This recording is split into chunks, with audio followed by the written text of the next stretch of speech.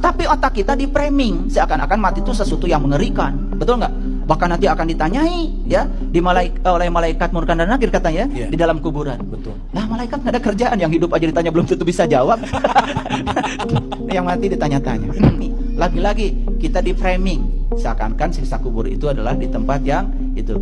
Kita selama ini kan menganggap kematian itu musibah, betul nggak?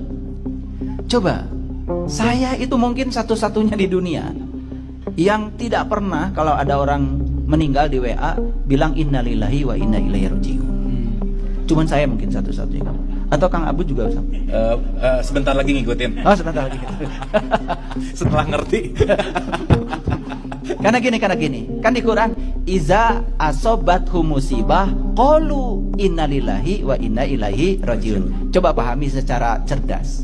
Apabila datang musibah, ucapkan innalillahi wa inna ilaihi rajiun. Kan pertanyaannya itu apabila datang musibah.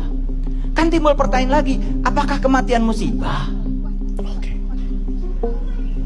Kok semua mengatakan innalillahi wa inna, berarti kematian itu musibah. Sedangkan kematian itu satu proses pembebasan. Orang yang sakit menahan rasa sakit raganya, ya, ketika dikeluarkan dari raganya, dibebaskan dari rasa sakitnya. Bukankah itu kebebasan? Yang kedua, katanya orang mati itu dipanggil sama Allah. Berarti kalau dipanggil sama Allah kan terhormat, pulang ke kampung asalnya. Berarti itu adalah suatu anugerah. Betul nggak? Iya. Bahkan yang punya utang ketika mati kan utangnya diwariskan kepada anak keturunannya, tidak dikejar-kejar lagi pinjol gitu kan, itu juga kebebasan gitu. Jadi sebetulnya ini gurauan saya aja. Artinya mati itu bukan musibah, tapi otak kita di framing seakan-akan mati itu sesuatu yang mengerikan, betul nggak? Bahkan nanti akan ditanyai ya oleh malaikat munkar dan nakir katanya di dalam kuburan. Betul. Nah malaikat nggak ada kerjaan, yang hidup aja ditanya belum tentu bisa jawab. Yang mati ditanya-tanya. Dia itu kan harus itu simbolisasi sebetulnya. Ya, simbolisasi. Baik teman-teman ya. Yang pertama kita akan mereaksi dulu pernyataan dari Bapak ini tadi yang mengatakan katanya dia ini tidak pernah mengucapkan innalillahi wa inna ilaihi rajiun ya. Satu-satunya orang yang apabila ada di grup ya, ada berita lelayu ya, orang meninggal gitu ya, karena ya tadi penjelasan menurut ya dia sendiri seperti itu ya, karena katanya orang meninggal itu bukan musibah ya, karena telah berbebas dari segala kesusahan di dunia. Ya memang betul ya. Yang pertama kita akan membahas tentang, jadi memang orang yang sudah meninggal ya, yang sudah meninggal itu sudah terbebas dari segala penyakitnya. Kalau dia ketika di dunia dia sakit ya, di akhir hidupnya mungkin bertahun-tahun dia sakit, ketika meninggal maka sakitnya otomatis akan yang di dunia ini akan selesai ya. Dan juga memang kematian ini adalah bagi orang mukmin yang beriman ya, yang beramal soleh, dia ada salah satu pintu menuju berjumpanya kepada Allah Subhanahu wa taala. Tentu ini adalah kabar gembira dan menyenangkan bagi seorang mukmin.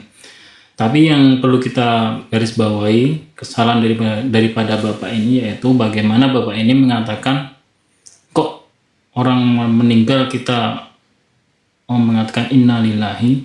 Jadi gini, orang yang meninggal ya, jadi keluarga, saudara, kerabatnya, mungkin teman-temannya itu pasti akan merasakan kesedihan.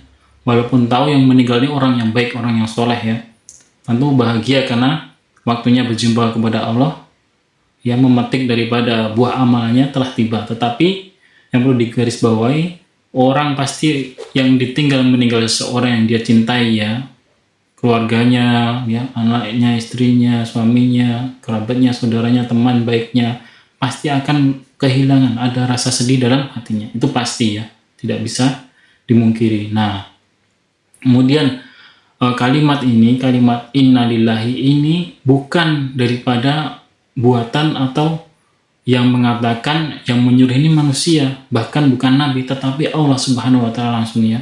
Ya, buktinya apa? Ini sebenarnya ayat ini tadi sudah dibaca sama Bapak tadi ya, tetapi tidak komplit ya. Karena ada penjelasan sebelumnya, ayat sebelumnya ya, tetapi belum dibaca oleh Bapak ini ya. Kita baca dulu ya. Kita ambil Al-Qur'an.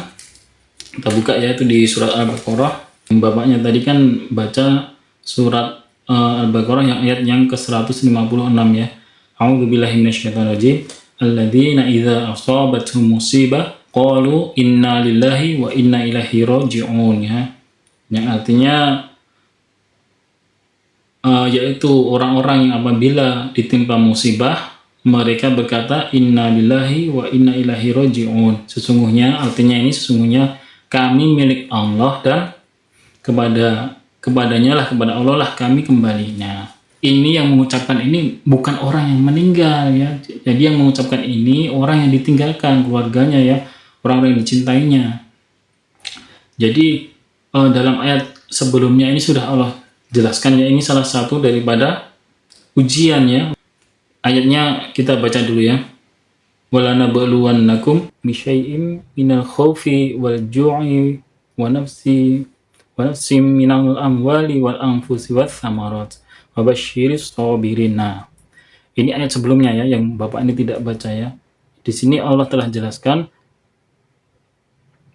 dan kami pasti akan menguji. Ya, perlu digarisbawahi ini salah satu ujian ya, pengujian kamu dengan sedikit ketakutan. Nah, ketakutan, kelaparan, kekurangan harta, jiwa. Nah, jiwa ini salah satunya apa? Orang yang meninggal ya, saudaranya, kerabatnya, dan buah-buahan. Dan sampaikanlah kabar gembira kepada orang-orang yang sabar. Jadi ketika ada saudara kita, kerabat ya, keluarga kita meninggal, maka orang yang ditinggalkan ini mengucapkan inna lillahi wa inna ilaihi raji'un ya. Ini adalah salah satu perintah Allah Subhanahu wa taala. Bukan kita menolak ya, atau kita tidak menerima, justru kita disuruh menerima dan kita disuruh bersabar ya.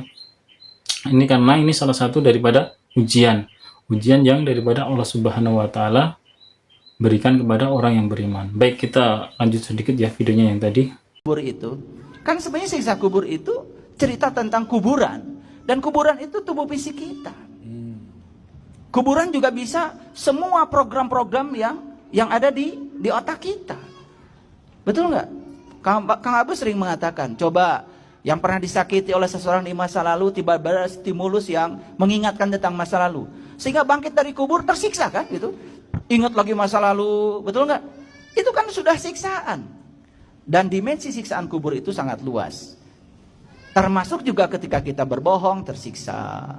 Ketika kita keluar dari jalurnya, kesadaran tersiksa. Ketika kita melawan kesadaran, siksa kubur itu sudah dialami semua orang di sini. Dan semua orang sudah mengalami. Lagi-lagi kita di framing, seakan-akan siksa kubur itu adalah di tempat yang itu. Karena pengertian kuburan yang dimaksud adalah benar-benar itu.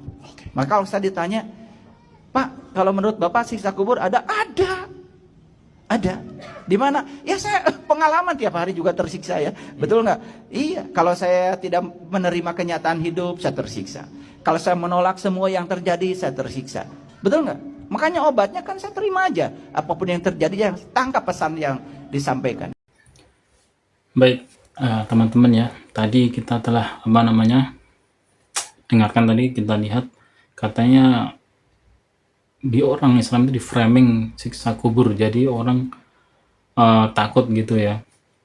Tapi kata Bapak tadi, siksa kubur itu sebenarnya ya yang tiap hari dia Bapak ini rasakan, seperti dia mengingat dosa yang dulu, kemudian dia hatinya, pikirannya ya tersiksa, ya itu ternyata siksa kubur.